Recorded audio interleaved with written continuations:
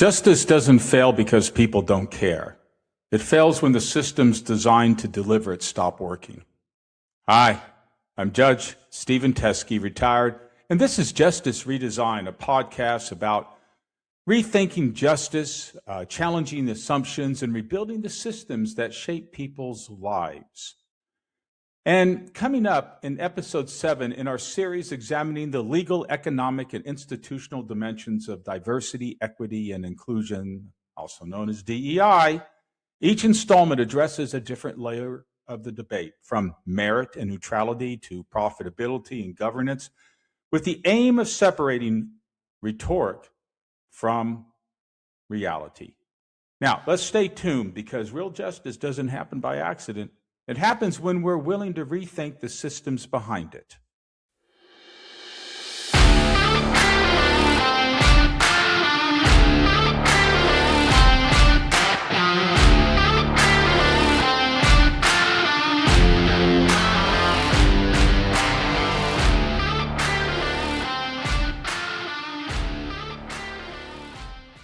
So apparently, I'm woke.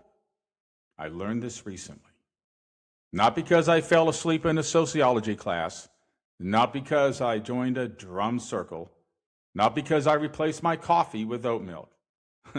No, I'm woke because I think public schools probably shouldn't be named after people who fought a war to preserve slavery.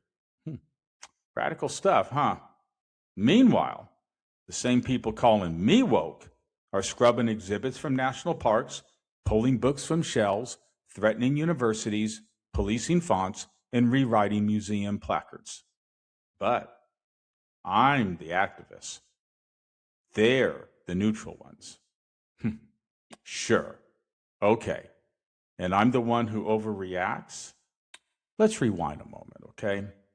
Before we go further, it's worth asking a very simple question. What does the word woke actually mean?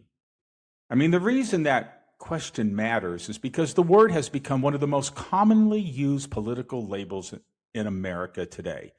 And yet, when people are asked to define it, the answers often vary dramatically.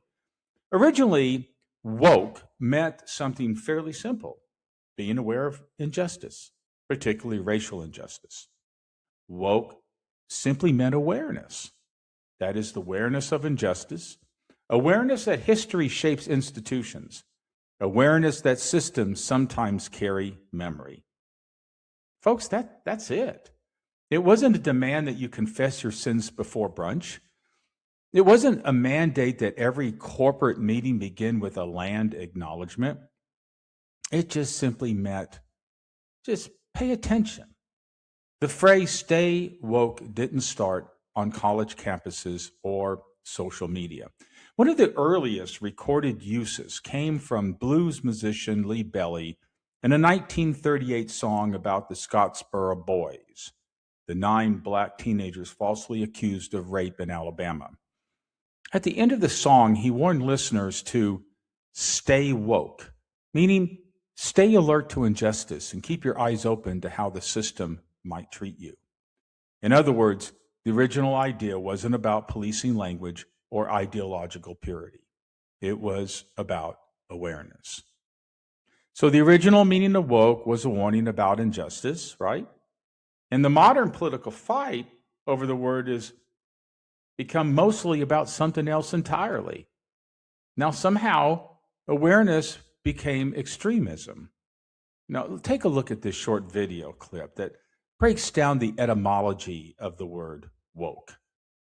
What does woke mean? This word has an incredibly long history, beginning in African American vernacular English as an adjective for being awake. In the 1930s, musician Lead Belly famously told people to stay woke and alert to racial injustice. The phrase gained widespread use in 2014 with the Black Lives Matter movement, encouraging awareness of police brutality. Soon after, the word was appropriated by a wider audience, becoming a mainstream way to signal awareness of social issues beyond just race.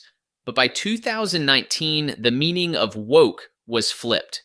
It was weaponized as a pejorative by political conservatives to criticize anything seen as too progressive or politically correct. This shift turned the term into a four-letter political buzzword. Today, it can mean completely different things depending on who you ask and their politics. The story of woke shows how the meaning of a word can be completely transformed by a cultural clash. Okay, so one of the most revealing moments in this whole debate came when a reporter asked Florida Governor Ron DeSantis, his legal team, a simple question. That question was, how do you define woke? And their answer was, well, the belief that there are systemic injustices in American society and the need to address them. Now think about that answer for a moment, okay? They said, and I'm talking about they being the critics of the woke movement, when asked to define woke, the critics said the belief that there are systemic injustices in American society and the need to address them. Folks, that description actually sounds very close to the original meaning of the word, which kind of tells you something important about this entire debate, woke, anti-woke, so on. We're often arguing about a label that different people are using to mean completely different things. I mean, if you agree on the definition, but you're fighting about it, then you're coming from two different places on the same definition. At that point, you realize the fight over woke isn't really about the definition. It's about who gets to control the narrative. Look, in one interview, get this, a conservative writer who has written extensively criticizing wokeness was asked a very straightforward question. What does the word actually mean? Just like Governor DeSantis' legal team, who answered it, right? Now listen to this. The response was, well, let's just say, not exactly clear. Listen carefully. The word is woke, but what do conservatives think it means? Would you mind defining woke? Because it's come up a couple times, and I just want to make sure we're all on the same page. So, I mean, woke is sort of the idea that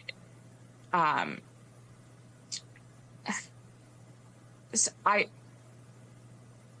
is going to be one of those moments that goes viral. I mean, woke is something that's very hard to define, and we've spent an entire chapter defining it. It is sort of the understanding that we need to totally reimagine and redo society in order to create hierarchies of oppression. Hard to define. Redo society. Something about oppression. Bethany Mandel is a conservative commentator and an author who has studied wokeism and written, in her estimation, entire chapters on it. And yet, sure, it is tricky. Come on. That hesitation, or multiple hesitations, and somewhat kind of stuttering a little bit in that response, is really revealing. Moments like that tell us something important about the debate we're having in this country. Because originally the term woke, as we know, meant something fairly straightforward. And as we have said before, being aware of injustice, particularly racial injustice, and remaining alert to how systems can produce unequal outcomes. In fact, even the critics of the concept, as I said, like Governor DeSantis, sometimes describe it in similar terms as I shared, just a moment ago. Now, again, think about that for a moment. If that's the definition, then what exactly are we arguing about? And that's what I want to dig down deep into. Because the truth is, the word woke now means three different things depending upon who's using it. For many people, it still means awareness of injustice. That would be me, okay? For some activists, it has expanded into a kind of ideological enforcement that even many progressives reject. Well, progressives like me, I reject that, okay? At least, let's say, most of the outcomes of that ideological enforcement. And for many political critics, it has become a catch-all label for almost anything culturally progressive. I mean, if you're progressive in any way, shape, form, or fashion, as if we're not supposed to be progressive, then it's woke. Now, what this debate really shows is how a single word can travel a long way from its original meaning. Listen carefully to the commentator's reaction to that definition from DeSantis his lawyer's team, okay? She says something very simple, and that is, that actually makes sense. And I agree with her, as I said a moment ago.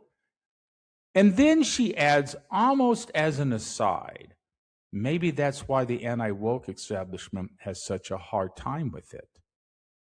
So let's hear it one more time. So far, the only person to define what woke actually is Florida Governor Ron DeSantis.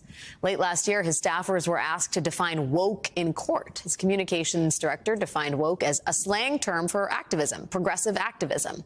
His general counsel added that woke is the belief that there are systemic injustices in American society and the need to address them. Which sounds right, maybe even sort of sensible. Maybe that's why the anti-woke movement has such a hard time with it. Sometimes it's what you don't say that speaks volumes. Think about what she's pointing out there. If woke simply means recognizing that systemic injustices exist and trying to address them, then opposing it outright becomes, well, quite frankly, a little difficult to explain, because why would you not fight systemic injustices? And I think that's why the commentator had such a difficulty. It's funny, she comes to criticizing it, but she can't even define it. So how can you criticize something that you can't even define? Because most Americans, left, right, and center, don't actually believe injustice is something we should ignore. Woke began as a simple warning: stay aware of injustice. Look, I have many conservative friends, and they will stand up against injustice. But in today's politics, that word, woke, has been stretched in two different directions at once. Some activists expanded it into a kind of ideological policing that many progressives themselves reject, like myself, okay? And many critics on the right expanded it even further until woke became a catch-all label for almost anything culturally progressive. And once a word starts carrying that many meanings, the argument stops being about ideas and it starts being about labels. Look, let me say something clearly before I go further. And I think I've kind of made that point, but I want to make sure that everyone understands where I stand on this, okay? Supporting justice doesn't mean defending every tactic used in its name. I'm a progressive. I believe in civil rights. I believe systemic inequality is real. And I believe the original meaning of woke, being aware of injustice, is something America needed, and we still need it, and will always need it. But here's the uncomfortable truth. There are some activists that took it just way too far. And when that happens, we have to be honest about it. Because if we aren't honest, we're no better than the people we criticize. So let's be honest right now. And yes, I'm speaking to those who subscribe to the extreme version of woke. I'm not talking to the conservatives right now who are the big anti-woke folks. I'm talking about those who subscribe to the extreme version of woke, who are willing to violate a conservative's right to expression guaranteed by the First Amendment by shouting them down so they can't be heard, or protest to their college president to keep conservative thinkers from speaking on campus, claiming it's going to harm them emotionally and traumatize them. You know who I'm talking about. Listen. The young people are so loose with the term like unsafe. It's like, I just don't feel safe. It's a leverage of power to phrase it like that. I feel unsafe that our university would let a Republican speak in the conference room. I feel unsafe that they would even let a conservative speak to us. They go to NYU, I'm like, you live in New York? You feel fine out there? You're in New York City, it's anarchy. But then Ben Shapiro comes and they're like, this is disgusting, how could anyone allow this threat to my life? It's insane. Now, you may think this comedian is embellishing the truth, and he isn't. I want to recommend a book that helps explain some of what we've been seeing on college campuses over the past decade. It's called The Coddling of the American Mind, and it's by social psychologist Jonathan Haidt and attorney Greg Lukianoff. Okay. Now, these authors describe 3 untruths that have increasingly shaped the culture surrounding young people today. Now, the first is the idea that what doesn't kill you, okay, makes you weaker. The second is always trust your feelings, okay? And the third is that life is a battle between good people and evil people. Now, these authors argue that when young people grow up immersed in those beliefs, a culture they call safetyism, okay? SAFETYISM, safetyism begins to emerge, where emotional comfort is elevated above intellectual challenge. And ladies and gentlemen, that has consequences. Because if we teach students that ideas they find offensive are actually harmful to their well-being, then the logical response becomes to eliminate those ideas rather than debate them. That's how we ended up with things like shout-downs of conservative campus speakers, attempts to disinvite professors, okay, who had conservative leanings and ideology, and demands for administrative punishment when someone expresses an unpopular view. Let's listen for a moment to Dr. Haidt explaining how the dynamic, or this dynamic, has played out on college campuses. Listen carefully. The book has its origins in an observation from my co-author, Greg Lukianoff. He is the president of the Foundation for Individual Rights in Education, defends free speech rights on campus. And in 2013, Greg began noticing that for the first time, it was the students who were asking for protections from words and books and ideas and speakers. Previously, students had protested speakers before, but they'd never before medicalized it. They acted as though if this person says something, I will be harmed, damaged, people will be traumatized. And so this was something new, and when they put it in terms of safety, well, then administrators have to respond.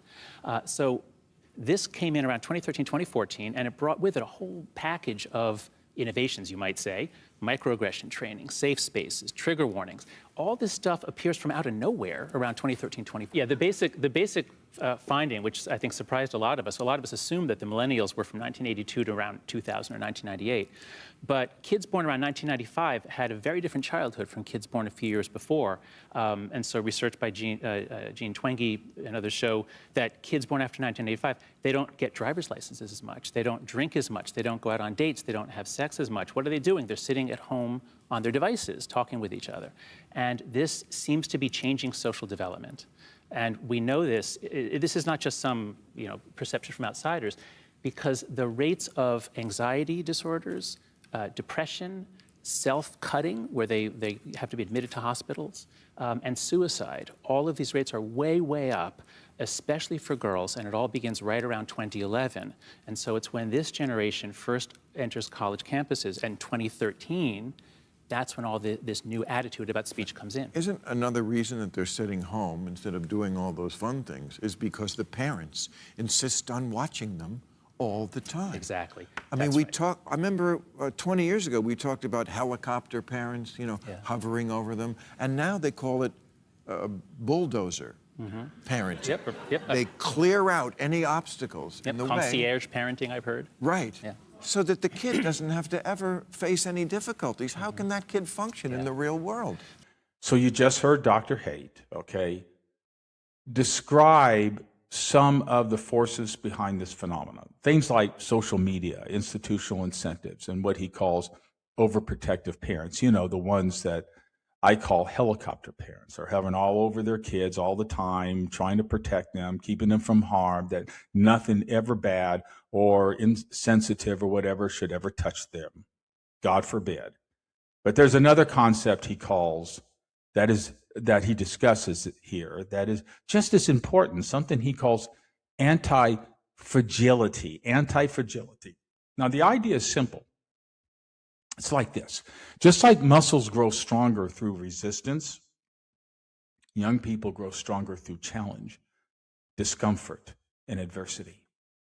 You see, if we try to protect them from every painful idea or emotional experience, we actually weaken their ability to deal with the real world. Let's listen to him explain that idea.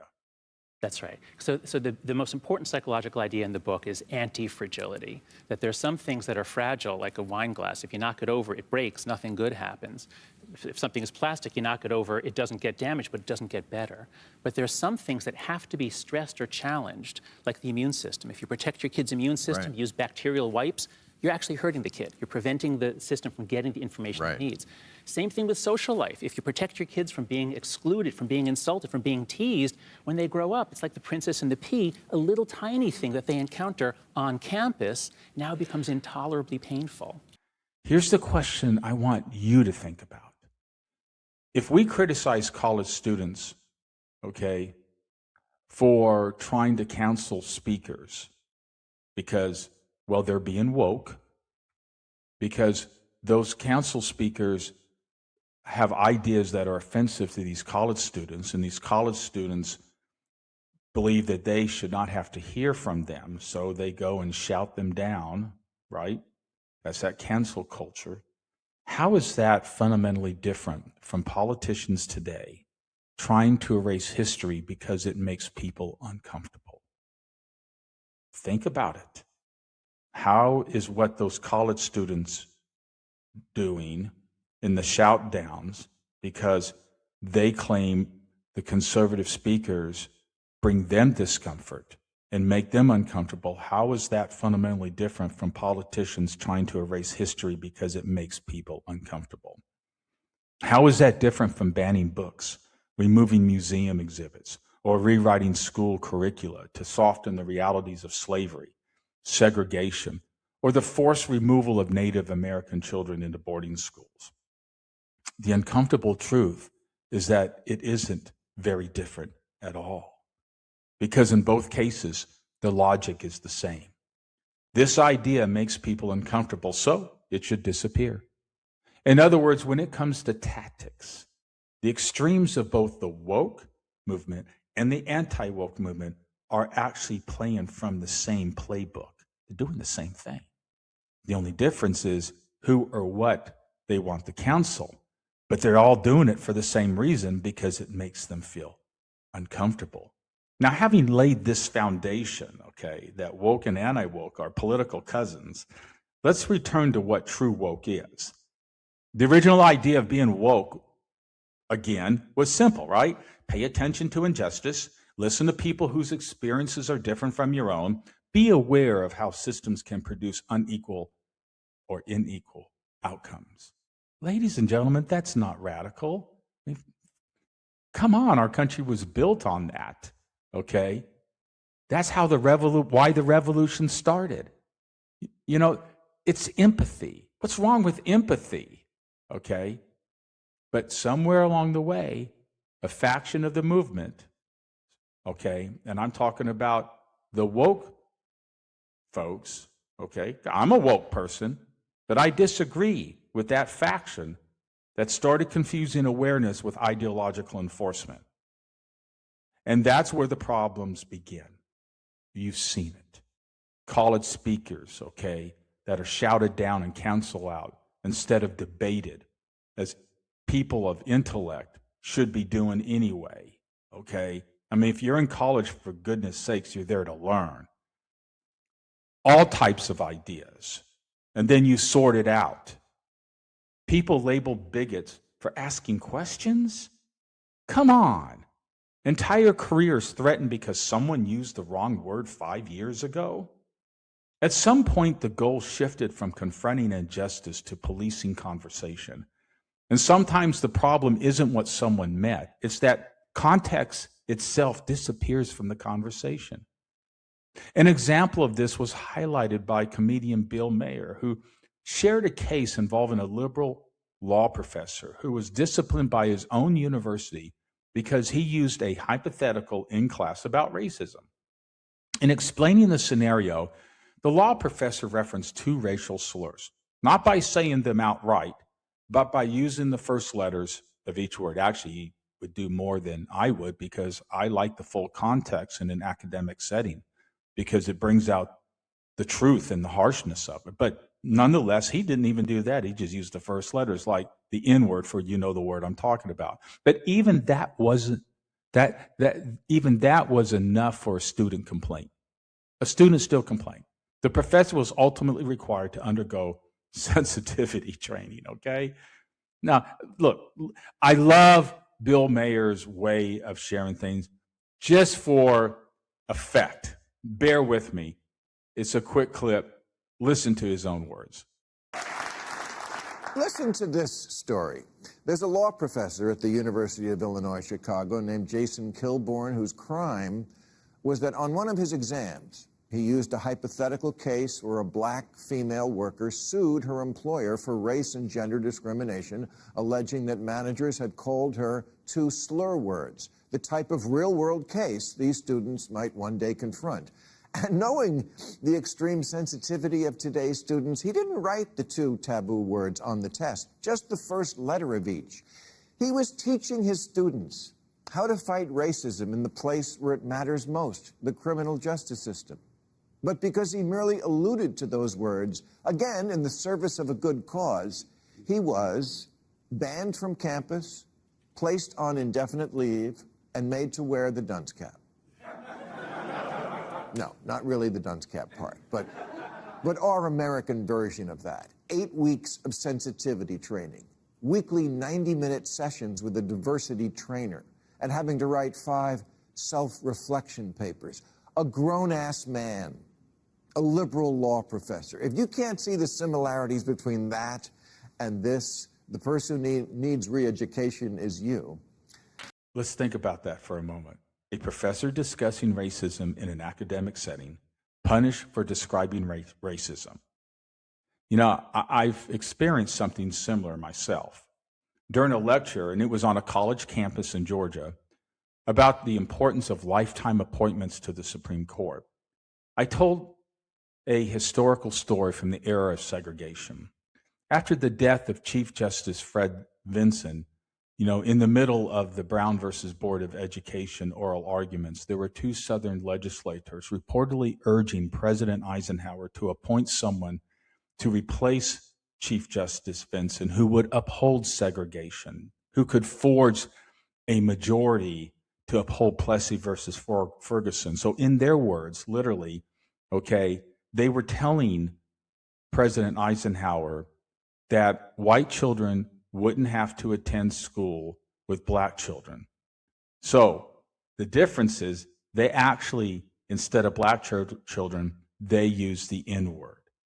Now the story illustrates exactly why the framers insulated the judiciary from elections, so judges could rule according to the Constitution rather than political pressure. I mean, to sum it up, you know, if you're appointed for life, you tend to kind of vote your conscience because you don't have to worry about losing your job, okay, if the majority of the people may feel different. And they, you know, the majority can be wrong. But after the talk, a student approached me and told me that she was offended by my repeating the N-word that appeared in the historical quote, and which came from a book, by the way, okay? And I want to be clear about something. I understand why the word carries emotional weight, and it should. That word represents generations of cruelty and humiliation in this country. But the purpose of the story was to expose exactly that cruelty. The story that I was giving condemned segregation. The lesson I was giving defended judicial independence in order to condemn by law segregation. And the point was about how the Constitution helped to dismantle racial injustice by giving our federal judges absolute, really authoritarian rule because they're in lifetime appointments. But the focus ended up becoming the single word used in describing the history. And that's where some activism loses its way. When outrage focuses on the language used to describe injustice rather than the injustice itself, we risk losing sight of what actually needs to be confronted. Because if we cannot even describe injustice honestly, ladies and gentlemen, especially in classrooms, courts, and history, then we make it harder to understand how injustice actually operated in the first place. And that point, we're not fighting racism anymore. We're editing history. And that's where some activism loses its way. Let me tell you something as someone who spent, decades in courtrooms as a trial attorney and a judge. Democracy does not survive without disagreement, okay?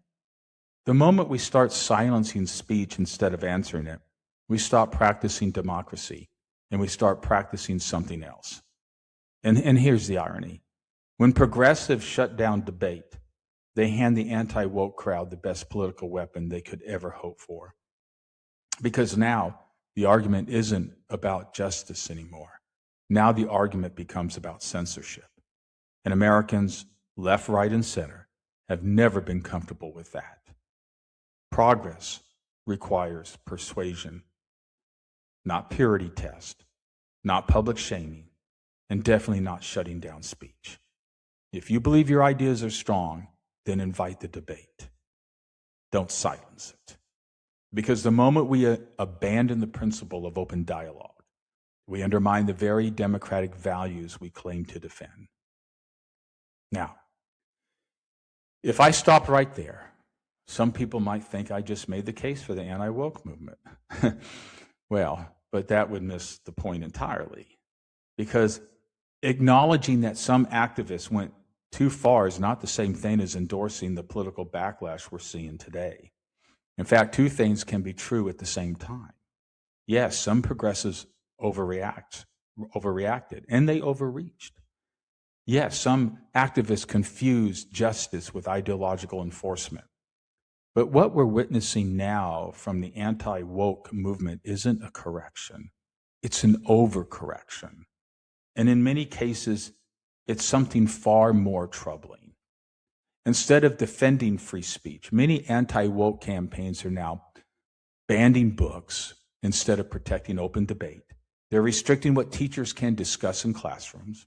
Instead of encouraging intellectual diversity, they're policing universities and threatening funding if institutions don't fall in line politically.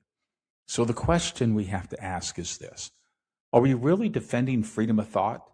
Or are we just replacing one form of ideological policing with another? Because if the solution to speech suppression is more speech suppression, we haven't solved the problem. We've simply changed who's holding the microphone. And that's why this conversation matters, ladies and gentlemen, because the real issue isn't whether we're woke or we're anti-woke. The real issue is whether we're still committed to the democratic principles that allow a pluralistic society like ours to function, which is open debate, intellectual humility, and the freedom to disagree without fear of punishment. So, in the next segment, let's take a closer look at how the anti-woke movement has turned legitimate criticisms of progressive excess into a political weapon, and why that weapon may be just as dangerous to democratic values as the excesses it claims to fight. Now, the same people who scream about woke cultural overreach are now, I get this, they're ordering gift shops to remove materials about slavery, they're pressuring museums to alter exhibits, they're threatening funding to universities, they're policing language, and they're rewriting institutional policy. Folks, that's not neutrality. That's activism in a business suit. If removing a Confederate name from a school is woke, what do we call scrubbing civil rights exhibits? If moving a monument to a museum is activism, what is threatening colleges into dismantling inclusion programs? It's fascinating. Apparently, woke means cultural intervention that I just don't like. Let's do a quick reality check. If you are actively intervening in education, museums, hiring policy, and corporate governance, you're not neutral. What you're really doing is you're governing culture. And that's the reality check. Now, let's talk about the distinction between history versus honor. There's a distinction and this is a distinction that just keeps getting blurred. You see, history is remembering, right? Okay. Honor, on the other hand, is celebrating. Now, putting a Confederate general in a textbook, well, that's history. Putting his name on a public school where black children attend, that's honor. And those are not the same thing. See, Germany teaches its history, but it doesn't name public schools after Nazi officials. That's not erasure. That's moral clarity. You see, museums contextualize. Monuments, they glorify. And pretending those are identical is either confusion or it's performance. And let's talk about the question I keep getting, and I mentioned in the last episode. How would you feel if a pilot was hired based on race? And I'm bringing this up for those who haven't seen the last episode, but this is just a quick injection here. But yes, that imaginary diversity pilot. Apparently, he's flying the plane with one hand and reading the sociology textbook with the other. But let's unpack this. The question only works if you assume that expanding opportunity lowers standards. But no serious person is arguing for unqualified people flying planes. Come on, folks. The real question is whether systems are structured to recognize talent broadly or narrowly. And since we're talking about pilots, like I did, in the last episode, let me reintroduce you to the Tuskegee Airmen. During World War II, these black fighter pilots, trained under segregation, developed such a reputation for discipline and reliability that white bomber crews requested them. That's right, white bomber crews requested them. They were called the Red Tails because the tails of the planes were painted red. They stayed with the bombers. They didn't abandon formation. They lost fewer aircraft than many other groups, the white groups, that is. All right? So when someone asks whether I want pilots hired based on race, I sometimes wonder whether we should revisit the assumption behind that fear.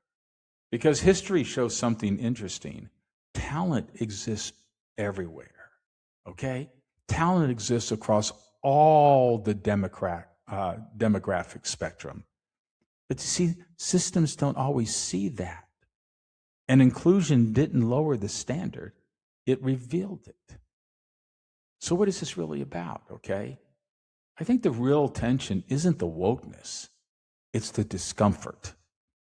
Some people are uncomfortable revisiting slavery, segregation, and Jim Crow. Some people are uncomfortable acknowledging that meritocracy has never operated in a vacuum. We talk about going back to meritocracy, but we were never there in the first place. Some people are uncomfortable when institutions change. But folks, discomfort is not injustice, okay? Nothing in the Constitution protects you from being uncomfortable. And awareness is not extremism. If anything, refusing to examine the past is intellectual laziness dressed up as courage. So, in closing, here's where I land. Yes, progressives can overdo it. Yes, DEI can be misapplied. Yes, symbolic gestures can distract from structural reform. But awareness itself is not the threat. Selective outrage is. If you condemn cultural intervention, then condemn it consistently. If you defend merit, build systems that actually measure it. If you want neutrality, practice it. Don't perform it. Because when neutrality becomes selective, it isn't neutrality anymore. It's theater. And if we've already had enough theater, all right, come on. All right. Thank you for joining me today. And you can receive all my articles and podcasts directly to your email by subscribing to my Substack website at Stephen Teskey. That's Stephen with a V as in Victor. So Stephen Teskey, all one word, .substack.com. And remember that when outrage becomes selective, justice becomes political. And when justice becomes political, everyone eventually loses. Again, I'm Judge Stephen Teskey, retired, and this is Justice Redesigned, because better justice doesn't happen by accident. It happens when we have the courage to redesign the systems that shape people's lives. You see, justice isn't fixed, it's redesigned. Until next time, ladies and gentlemen, be safe and take care.